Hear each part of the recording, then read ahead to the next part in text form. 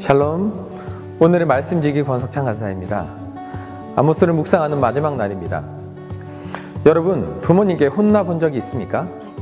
저는 수도 없이 혼나봤습니다.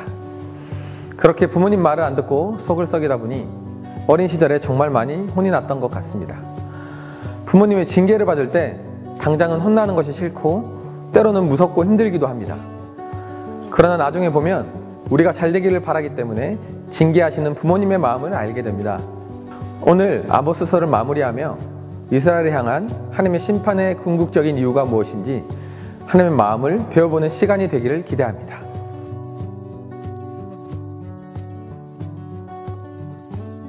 오늘 본문은 5가지 환상 중에서 마지막 환상 이야기로 시작합니다.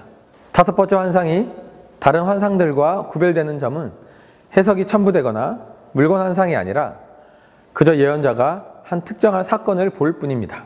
이스라엘의 삶은 왕궁과 성소로 추격할 수 있습니다. 하나님은 성안 중심부에 자리 잡고 있는 성소를 치실 것입니다. 그리고 먼저 제단에 서실 것이고 그곳으로부터 심판을 집행하실 것입니다. 하나님은 이스라엘 백성에게 말씀을 주시던 곳에서 그들의 간구와 부르짖음을 들어주겠다고 약속하신 곳에서 이스라엘을 심판하실 것입니다.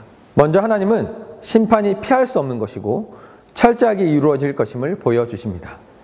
즉, 심판이 모든 사람에게 임할 것이라는 것이 사실입니다.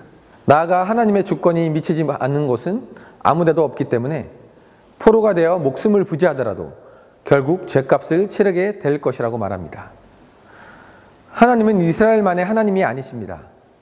그는 온 우주의 창조자이시고 역사의 주관자이십니다. 그렇기 때문에 하나님의 백성인 이스라엘 또한 심판에서 제외될 수는 없습니다. 그러나 야곱의 집은 완전히 멸하지 않으시겠다는 선언과 함께 회복에 대한 기대를 갖게 해줍니다. 그러나 기억할 것은 하나님은 여전히 죄를 미워하신다는 사실입니다. 하나님은 죄인을 미워하십니다.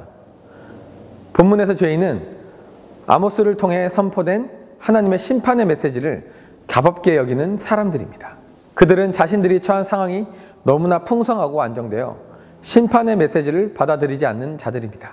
마치 구약에서 노아의 시대 사람들이 그랬고 소돔과 고모라의 사람들도 그랬고 아모스 당시 이스라엘 사람들도 그렇게 보입니다. 아마도 오늘을 살아가고 있는 우리 그리스도인들도 그럴지도 모르겠습니다. 나는 죄에 대하여 얼마나 민감한 자인지 생각해 보아야 할 것입니다. 이제 계속된 심판의 메시지의 끝에 다다랐습니다. 하나님은 심판의 궁극적인 이유가 무엇인지를 아모스를 통해서 말씀하십니다. 그것은 회복입니다.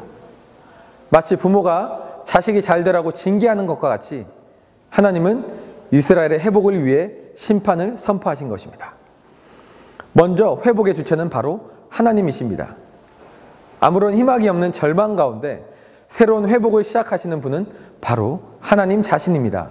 회복의 대상은 남은 자입니다. 그들은 심판 가운데서도 끝까지 하나님을 신실하게 따른 자들입니다. 그 회복은 풍성할 것입니다. 너무나 풍성하여 감당할 수 없을 정도입니다. 그들은 잃어버린 관계를 회복하고 모든 것을 다시 얻게 될 것입니다. 그들은 영원한 안정을 보장받을 것입니다. 이 모든 회복은 그날의 메시아를 통해서 이루어질 온전한 성취를 가리키는 것입니다. 아모스를 통해서 볼 수 있는 하나님은 어떤 분이십니까? 그는 신실하십니다. 비록 인간은 실패하지만 하나님은 실패하지 않으십니다. 언약 백성으로서의 삶을 살아지 못하고 죄 가운데 거하는 이스라엘 하나님은 여전히 내 백성이라고 부르십니다. 그리고 주권적으로 그들을 회복시켜 그의 언약을 성취하십니다. 마지막으로 생각해 볼 것은 이것입니다. 우리는 하나님의 은혜와 도우심을 경험한 성도입니다. 그러나 우리가 성도가 된 것 자체가 우리를 구별된 자들로 만들어주는 것은 아닙니다. 성도가 경험한 은혜가 특별한 이유는 하나님께서 우리를 하나님의 자녀로 삼았기 때문입니다. 이 사실은 우리가 그 은혜에 기대어 편안한 삶을 살아갈 때가 아니라 하나님의 자녀로서 그 정체성을 드러내는 삶을 살아갈 때 이 세상에서 구별된 자가 되게 할 것입니다. 우리는 하나님의 은혜를 입은 자로서의 정체성을 우리의 삶 가운데 어떻게 드러내고 있는지 돌아보아야 할 것입니다. 하나님께서 회복시킬 공동체는 각자의 삶을 통해서 정의를 이루는 삶이어야 하고 정의와 공의를 강물같이 흘러가게 하는 삶이 되어야 할 것입니다. 우리의 삶 속에서 하느님이 부르신 소명을 온전히 이루어가는 모두가 되기를 축복합니다.